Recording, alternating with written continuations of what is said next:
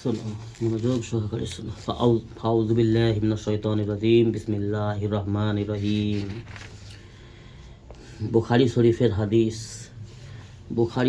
হাদিস।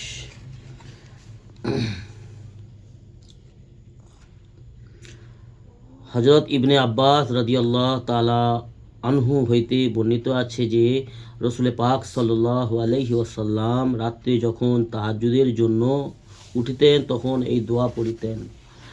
হযরত ইবনে আব্বাস রাদিয়াল্লাহু তাআলা আনহু হইতে হাদিসটি বর্ণিত আছে যে রাসূলুল্লাহ সাল্লাল্লাহু আলাইহি সাল্লাম যখন রাত্রে তাহাজ্জুদের জন্য উঠিতেন, রাসূল সাল্লাল্লাহু আলাইহি ওয়াসাল্লাম তাহাজ্জুদের জন্য যখন রাত্রে উঠতেন, রাত্রে প্রত্যেকটা মুমিন মুসলমানদের তাহাজ্জুদের জন্য উঠা দরকার। রোজ নয়, রোজ না হলেও সপ্তাহে 3 দিন, 2 দিন, 4 দিন, 3 দিন উঠা দরকার। উঠে আল্লাহর সঙ্গে তাল্লুক, যখন গোটা জগৎ ঘুমাবে তখন তুমি দণ্ডায়মান হবে উজু করে। কিসের জন্য?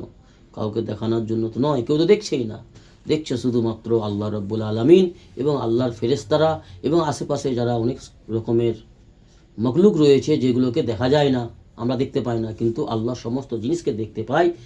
তো রাত্রে উঠে যখন তাহাজ্জুদ পড়বে, আল্লাহর সঙ্গে তাল্লুক সম্পর্ক রাখবে, আল্লাহর কাছে সেজদা করবে, আল্লাহর কাছে চোখের পানি ফেলবে, আল্লাহকে যা চাইবে আল্লাহ খুশি চিত্তে দেবেন। আল্লাহ রাত্রে একা একইভাবে আল্লাহর কাছে দণ্ডায়মান হওয়া ভালো অভ্যাস, ভালো জিনিস। তো রাসূলুল্লাহ সাল্লাল্লাহু আলাইহি ওয়াসাল্লাম যখন রাত্রে তাহাজ্জুদের জন্য উঠিতেন তখন তাহাজ্জুদের নামাজ আদায় করার পরে 2 রাকাত করে 4 রাকাত 6 রাকাত তাহাজ্জুদ নামাজ পড়ে দোয়া করা দরকার। তো রাসূল সাল্লাল্লাহু আলাইহি ওয়াসাল্লাম দোয়া করছেন আল্লাহর কাছে, আয় আল্লাহ, রাসূল সাল্লাল্লাহু আলাইহি ওয়াসাল্লাম দোয়া করছে, আয় আল্লাহ, সমস্ত প্রশংসা আপনারই জন্য। জি, আমাদের দোয়া করা দরকার না? দরকার নেই। জি, রাসূল সাল্লাল্লাহু আলাইহি ওয়াসাল্লাম দোয়া করছে, আয় আমার রব, আমার আল্লাহ, সমস্ত প্রশংসা আপনারই জন্য। আপনি আসমান সমূহ ও জমিন এবং উহাতে যে সকল মখলুক আবাদ রহিয়াছে, আপনি আসমান সমূহ ও জমিন এবং জমিনের মধ্যে যে সমস্ত মখলুক, যত প্রকারের মখলুক আবাদ রহিয়াছে, বসবাস করছে, কত রকমের, অগণিত। কোনো সায়েন্স আজ পর্যন্ত গুণে বলতে পারেনি যে পৃথিবীতে কত রকমের মখলুক অর্থাৎ কত রকমের জীব বসবাস করছে। কোনো সায়েন্স আজ পর্যন্ত এরকম সায়েন্স বিজ্ঞান এখন জন্ম হয়নি, আর হবে উনি আগামীতে, যে বলে দিবে পারফেক্ট কনফার্ম করে বলে দিবে এত জিনিস আছে পৃথিবীতে, এত রকমের। জি, তো যত রকমের জিনিস মখলুক, যত রকমের জীব আবাদ রহিয়াছে অর্থাৎ বসবাস করতেছে, সকলের রক্ষণাবেক্ষণাকারী কে? আল্লাহ।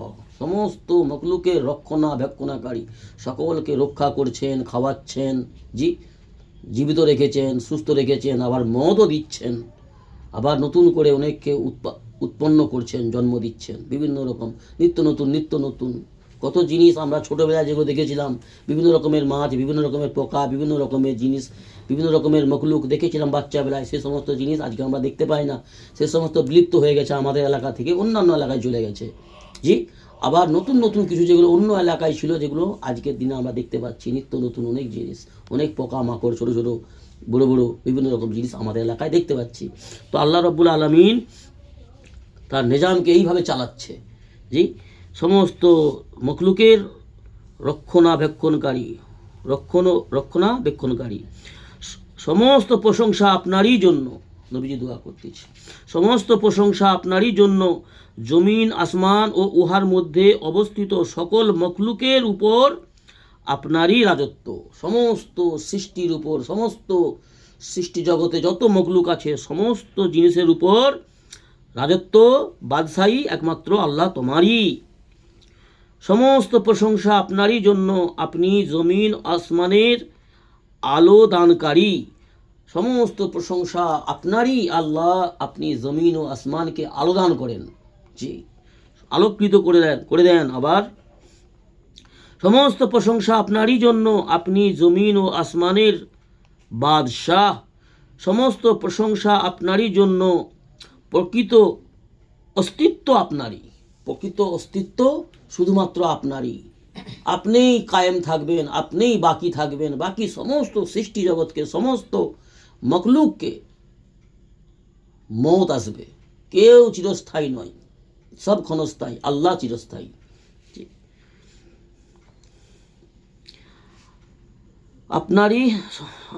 আপনারই জন্য প্রকৃত অস্তিত্ব আপনারই। আপনার ওয়াদা হক টলিতে পারে না। আপনার ওয়াদা আল্লাহ, আপনি যা ওয়াদা করেছেন মানব জাতির জন্য, মানব জাতি কোরআনের মধ্যে, পাক কালামের মধ্যে, জি কালামুল্লাহ, আল্লাহর কিতাব, আল্লাহর কথা, আল্লাহর যা ওয়াদা করেছেন মানব জাতির জন্য এবং সমস্ত সৃষ্টির জন্য আল্লাহর, আপনার ওয়াদা হক, আপনার ওয়াদা টলে না। জি মানুষ ওয়াদা করে, মানুষ কথা দিয়ে কথা ভঙ্গ করে, জি মানুষকে নিরাশা করে, মানুষকে নিরাশা করে, মানুষ জীবজন্তুকে কষ্ট দেয়, মানুষ ওয়াদা খিলাফ করে, কিন্তু আল্লাহ কখনো ওয়াদা খিলাফ করেন না। আল্লাহর ওয়াদা হক টলিতে পারে না। আল্লাহর কথা কখনো পরিবর্তন হয় না। যে লা তাবদিলাতি কালিমাতিল্লাহ, আল্লাহর কথা কখনো তবদিল হবে না, পরিবর্তন হবে না। আপনার সাক্ষাৎ অবশ্যই লাভ হইবে। আল্লাহ বলেছেন প্রত্যেক জান্নাতীকে আল্লাহ দর্শন দেবেন, সাক্ষাৎ দেবেন। তো জান্নাতি হতে হবে, জান্নাতি হওয়ার চেষ্টা আমাদেরকে করতে হবে, সেই পথে চলতে হবে যে পথে চললে জান্নাত পাবো এবং আল্লাহর দিদার পাবো, আল্লাহর দর্শন পাবো। আল্লাহর ওয়াদা প্রত্যেক জান্নাতীকে আল্লাহ দর্শন দেবেন, দিদার দেবেন, সাক্ষাৎ দেবেন। আপনার ফরমান হক, আপনি যা যা ফরমান করেছেন অর্থাৎ বলেছেন, যা যা আপনি বলেছেন আপনার ফরমান হক।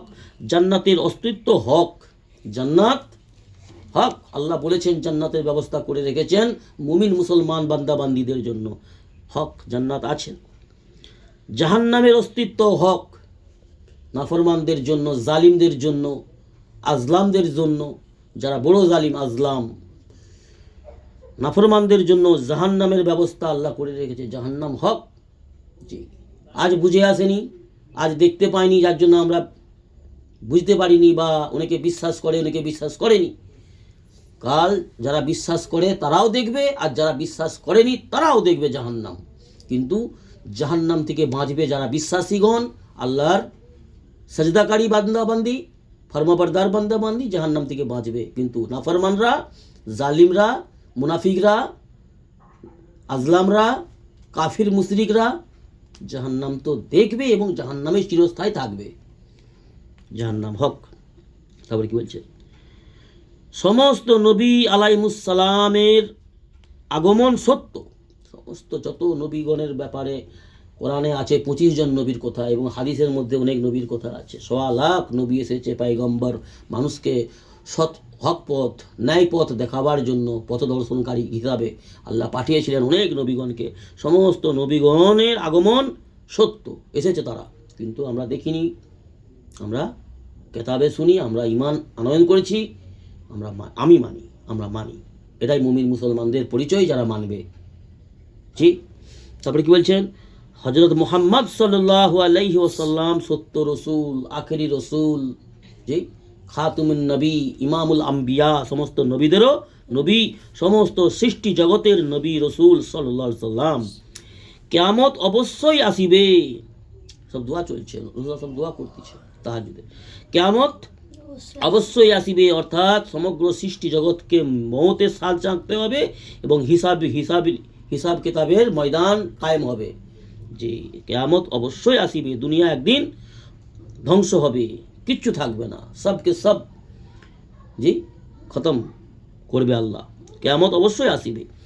আল্লাহ, আমি নিজেকে আপনার সুপর্দ করিলাম।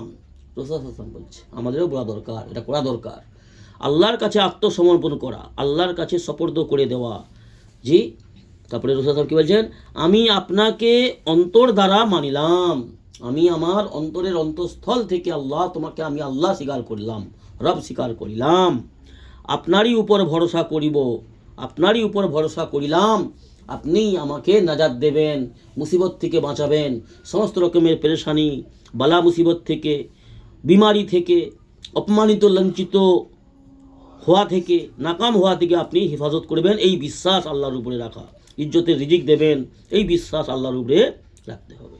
আমি আপনার উপর ভরসা করিলাম, আপনারই দিকে মনোনিবেশ করিলাম, আপনারই দিকে মনোনিবেশ করিলাম, অর্থাৎ আপনার দিকে আমি আমার মনকে ঘুরিয়ে নিলাম, আপনার দিকে ঘুরিয়ে নিলাম। সমস্ত দুনিয়ার থেকে মুখ ফিরিয়ে আপনার দিকে মনোনিবেশ করিলাম। অস্বীকারীদের মধ্য হইতে আমি আপনার দিকে ফিরে গেলাম, আমি আপনার দিকে ফিরিয়ে নিলাম অস্বীকারীদের মধ্য হইতে। দুনিয়ার আজে বাজে চিন্তা চেতনা থেকে আল্লাহর দিকে ফিরে আসা। যাহার সহিত বিবাদ করিয়াছি তাহা আপনারই সাহায্যে করিয়াছি। বলছে অনেক ক্ষেত্রে দুনিয়ায় মানুষের সঙ্গে বিবাদ করতে হয়, মানুষের থেকে দূরে থাকতে হয়, মানুষের কাছ থেকে সরে থাকতে হয়। তার কারণ তাদের বদকারি, তাদের কুকর্মর আসর না পড়ে আমার মধ্যে বা আমার সন্তানের মধ্যে, আমার ফ্যামিলির মধ্যে। সেই জন্য তাদের থেকে একটু দূরে সরে থাকা ভালো, তাদের থেকে ঘুলে মিলে না মিশে যাওয়া, কেন তাদের একটা বদ আসরাত পড়ে। ওই জন্য বিবাদ যদি করতে হয় কারোর সঙ্গে, সেটা আল্লাহর রাজামন্দির উদ্দেশ্য নিয়ে শরীয়তকে সামনে রেখে করতে হয়। বুঝে আসছে? তারপরে কি বলছেন? এবং আপনারই দরবারে ফরিয়াদ পেশ করিতেছি, আপনার কাছে সমস্ত ফরিয়াদ পেশ করতেছি, আপনার কাছে সাহায্য প্রার্থনা করিতেছি। অতএব আমার সেই সকল গুনাহ মাফ করিয়া দিন যাহা আমি আজ পর্যন্ত করিয়াছি আর যাহা পরে করিব। যদি অজান্তে আমার কোনো পরে গুনাহ হইয়া যায়, এবং আজ পর্যন্ত যা গুনাহ করেছি এবং পরে অজান্তে যদি আগামীতে যদি কোনো গুনাহ হয়ে যায়, ভুল ভ্রান্তি হয়ে যায়, আল্লাহ তুমি সমস্ত গুনাহ খাতাকে আমার মাফ করিয়ে দাও, আমিন। এইরকম দোয়া আমাদেরকেও করতে হবে। রাসূল সাল্লাল্লাহু আলাইহি ওয়াসাল্লাম দোয়া করছে, চিন্তা করছো? আর যে গুনাহ আমি গোপনে করিয়াছি আর যাহা প্রকাশ্যে করিয়াছি, আপনারই তৌফিক দান করত দিনই, আপনি তৌফিক দান করত দিনই আমলের দিকে আগ্রগামী করে দেন আমাকে। আপনি আমাকে দিনের দিকে আগ্রগামী করে দেন।